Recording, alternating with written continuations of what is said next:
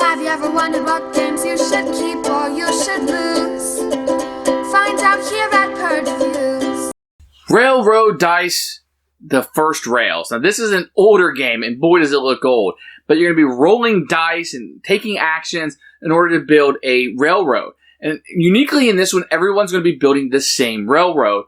And you're going to try to get these shares from the companies that will give dividends to you and putting out stations and what you're rolling.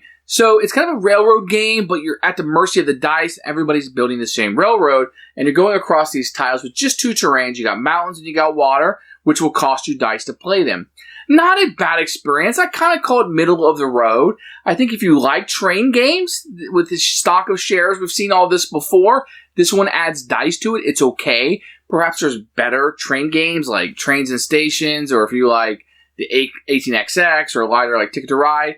I don't know that I liked it enough, but it works. I mean, the system works here. It's likable. I just don't need that many train games that I have, so this was going to be a purge for me. But what it does give you is the action selection. So you're going to have 5 possible actions you can take on a turn. It's got the kind of the economic basis of getting the shares and which shares you're going to get and how those will pay off. And you're spending dice to get those and not currency. Because really what you're trying to do here is get the most passengers. And you do that by being the owner or the director of the company as the passengers come through. So there's a lot of timing aspect and kind of how you're going to plan that out and what's likely to get you the most passengers. So it can be kind of a thinky thing, but you're still at the mercy of the dice. Most dice are going to give you rails. It's going to be one way to do the buy the shares and another way to just do either the rails or whatever you wanted to do for that turn. So the dice can help you out. There's some luck involved in that. There's not a whole lot of options. There's 5 things you can do, but the dice are going to kind of limit you on what you can do also, so you're limited there on what you can do.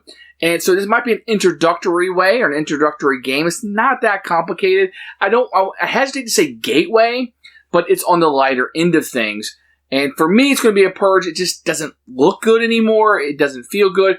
And that train theme doesn't really apply to me very much. So I'm going to go ahead and purchase this one and let it go. It's just not going to fit my gaming collection.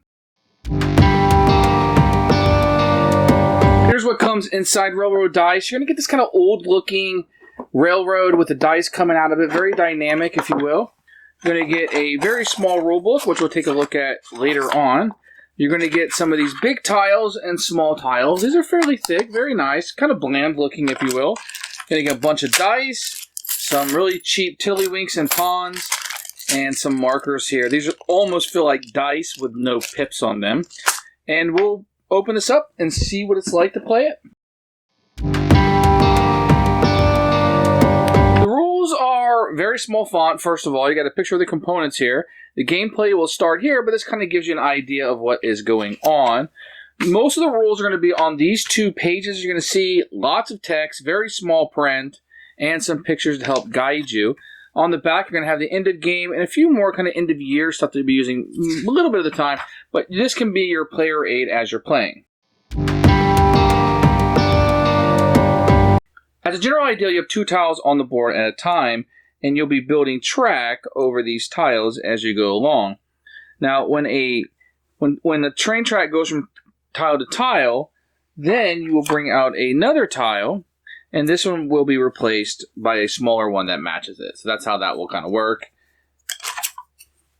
And you would just replace it with a smaller one. That way it doesn't take up as much table space. That's generally how the game will work in general. These dice will have different sides. Some will have railroad sides, company share sides, and you have a wild card, which can be whatever you want to do with the dice.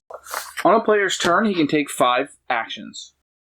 The first thing you do is take income. If you're the director of a company and they built less than 4 stations, then you just take 4 dice. Very easy. If they built 5 or more stations, let's say they built 5, then you would get 1 dice per station built. So if they built 5, you would get 5 dice. If they built 6, then you would get 6 dice, and so on. And if you're the director of nothing, you always get the base of 4 dice. Second possible action is you can roll your dice. This can only be done once per turn for one of your actions, and you can just roll the dice. The third possible action you have is to buy shares in a different company. At the beginning of the game, you will only be able to buy shares from the bank, but as the game progresses, you'll be able to buy it from other players. And what you'll do is you'll give up one of your dice that either has a question mark or has the share icon on it. You'll give that up from in front of your screen, and that will be what you would purchase the share with. Another action you have is to lay track. If you want to lay track, you just take one of your dice and you put it on the tile. If you want to build on a mountain, it will require you giving up an additional die. If you want to build on water, it would require you to give up 2 additional die. The last possible action you're going to have is building these stations, and each different type of station will have a card here. And it will tell you here the cost that you'd have to pay, but also where. So this one has to be on a green space, surrounded by 3 here, and here on a green with water surrounding it. This one, green. This one with mountains surrounding it. So it'll tell you how they can be built, but in order to build it, you can build as many as you want as long as they are available at the end of a track. So this, let's say this might be something like this. And it'd have to meet the requirements of that station. So as long as you're able to do that, you can build as many as you want for an action each. So what you'll look for is the longest chain of rails between each station of the color, and you'll be able to get a 1,000 passengers per connected tile. In this case, each one of these is worth 500. So you get these little tiddlywinks that would count as the passengers that's gone through from station to station. And these will be given to the director of each of the ones. So if the director of the yellow, and let's say there were 1,000, then you would get 2 of these little tiddlywinks that would count as passengers. At the end of the year, then whoever has the most stock or shares in a company will become the new director. When the last station is built, the game will end. All the small train tiles have been used. Both railroad tracks are at a dead end, or the bank is unable to make a demand for dice. You'd finish the year, count up the amount of victory points of who won. The winners of players carry the most passengers, so this is what you're trying to get, these victory point tokens, and that would be the winner of the game. Who would I recommend this game for? Honestly, somebody who doesn't care about the appearance of a game. The game is very bland, very basic. The tiddlywinks are just The dice are kind of cool because they're kind of custom dice, but that's about it. The rest of it really looks like something out of the 90s, and that's either going to appeal to you or not. You're going to have to like the train theme. I think there's a lot of dice rolling game out there, and when you're playing a board game, sometimes you're like, wow, I might not like this theme, but it pulls you in. With dice game, you can pretty much get whatever theme you want. And I don't know if this is one that you're going to want, but for a dice game, this plays more like a real game, so that might entice you there. If you ever played a train game, you're like, man, wish I had a dice. This is for you. Otherwise, I think it's going to be a niche game. I think it's going to be for certain people who are going to want this, and you're going to look at this and say, yeah, this is for me, and that's who I'd recommend it to. For me, it's a Purge. It's a fine game. I like the decision making that's in it, but I have a lot of games, and this one just isn't going to be there with the components and the theme and the gameplay, so it's going to be going out the door for us. Thanks for watching the video. I really appreciate you tuning in. If you liked it, please like it and hit that little subscribe button. That really helps out the channel, lets us know that you're getting the videos that you want.